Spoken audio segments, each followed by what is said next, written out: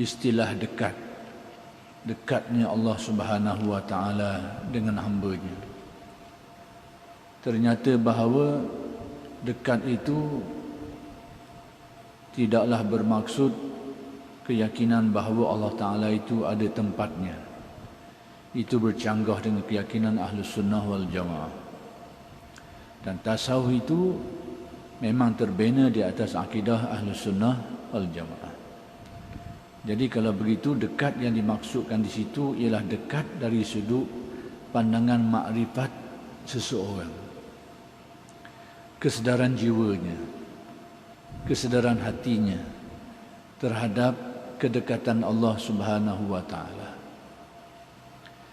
Jadi kesedaran yang dialami oleh orang-orang yang terbuka pintu hati dia ni berbeza-beza.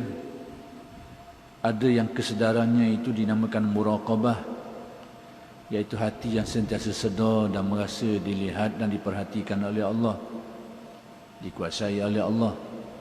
Ada orang yang lebih tinggi tingkatan makrifatnya, maka kesedaran hatinya lebih tinggi, maka itu dinamakan maqam ma'iyatullah. Merasa Allah Ta'ala ni bersama-sama dengan dirinya. Dia tidak terlepas daripada Allah. Allah sentiasa bersama dengan dirinya.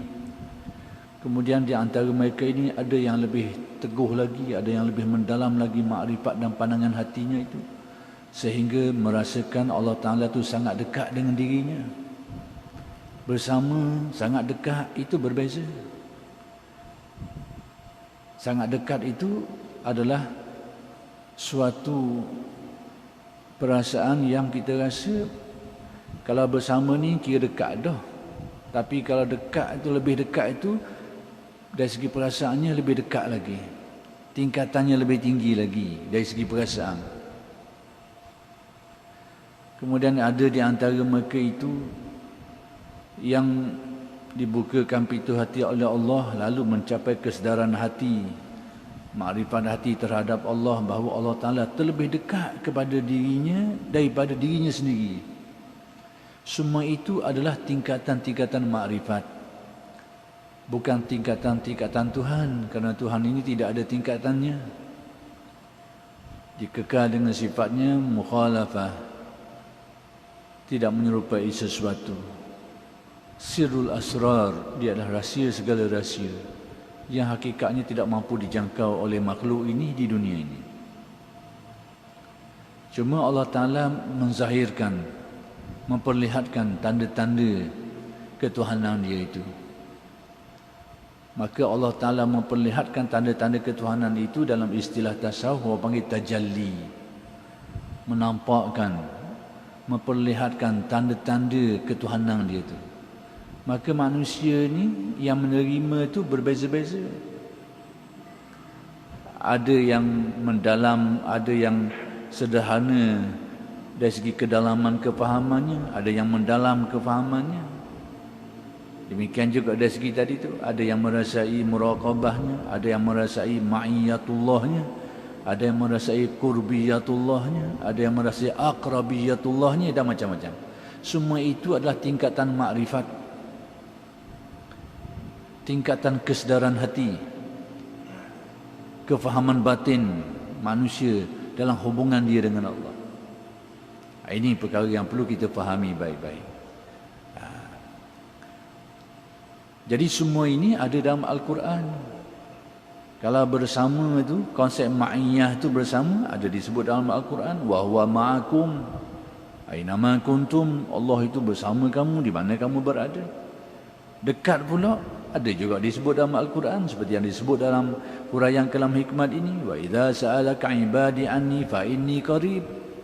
Apabila hamba-hambaku bertanya tentang diriku, maka katakanlah, jawablah, sesungguhnya aku ni dekat. Disebut qarib, dekat. Lebih dekat pula disebut juga dalam Al-Quran. Wa nahnu aqrabu ilaihi minkum walakin la tubsirun.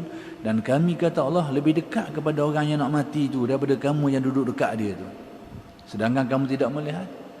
Jadi semua ini tentang bersama, atau dalam bahasa Arab disebut ma'iyah, dekat. Dalam bahasa Arab disebut qarib, lebih dekat lagi. Dalam bahasa Arab disebut aqrab, semua ini adalah tingkatan makrifat, tingkatan kesedaran hati dalam memahami ketuhanan Allah Subhanahu wa taala. Bukan dari sudut Tuhan itu sendiri. Jadi kalau kita sebut, kalau kita faham dan ni dari sudut Tuhan itu sendiri, Tuhan ni banyak ragam lah. Ada hak bersama, ada hak jauh sikit, kemudian ada hak bersama, ada hak dekat sikit, ada hak dekat lagi. Hak mana saya nak pakai tak tahu. Ayat-ayat seperti ini menurut faham ahli tasawuf adalah merupakan ayat-ayat makrifat berkait dengan kefahaman makrifat seseorang itu, tentang kesedaran hatinya, tentang kearifan jiwanya dalam merasai hubungan dia dengan Allah Subhanahu wa taala. Sedangkan Allah itu kekal dengan sifatnya mukhalafatuhu lil hawadis. Ini kena faham baik-baik. Jadi sebab itulah kalau kita balik tengok kepada Usuluddin pula, bagi golongan yang mensabitkan Tuhan di aras itu, mereka merujuk ke satu ayat Al-Quran. Bagaimana pula dengan ayat-ayat ini yang menyebut Tuhan itu bersama dengan makhluknya, dekat dengan makhluknya, lebih dekat dengan makhluknya? Bagaimana dengan ayat-ayat ini? Jadi sebab itulah manhaj Ahlus Sunnah wal Jamaah menetapkan bahawa Allah Subhanahu wa taala itu dalam memahami makna Allah taala itu tidak sama dengan makhluknya, iaitu mukhalafah, atau di dalam ayat Al-Quran merujuk pada firman Allah, laisa kamitslihi syai', tidak ada sesuatu yang seumpama dengannya, ataupun ayat lain, walam yakun lahu kufuwan ahad, tidak ada seseorang pun atau sesuatu pun yang serupa dengan dia. Semua ini adalah merupakan satu keyakinan akidah, iaitu antara kefahamannya Allah Ta'ala itu tidak menyerupai makhluknya, antaranya tidak bertempat. Tidak bertempat. Jadi mana-mana ayat dan dalil dalam Al-Quran yang menyebut tentang dekat, tentang yang berkait dengan tempat ni, seperti di langit, arash, dekat, bersama, lebih dekat lagi, semua ini adalah ada makna-makna yang tersendiri, bukanlah menunjukkan kepada adanya tempat bagi Allah Subhanahu wa taala. Itu pegangan Ahlus Sunnah wal Jamaah yang beriktikad bahawa Tuhan itu bertempat di sini, di arash atau di langit. Pertama sekali nak beritahu bahawa itu bukan pegangan Ahlus Sunnah wal Jamaah. Siapa yang nak percaya gitu, lah ambil lah, peganglah gitu. Tapi nak beritahu bahawa pegangan itu bukan pegangan Ahlus Sunnah wal Jamaah. Nak tak nama lain, taklah nama Imam dia pun. Taklah apa-apa nama. Tapi kedudukannya kita kena faham itu bukan pegangan Ahlus Sunnah wal Jamaah.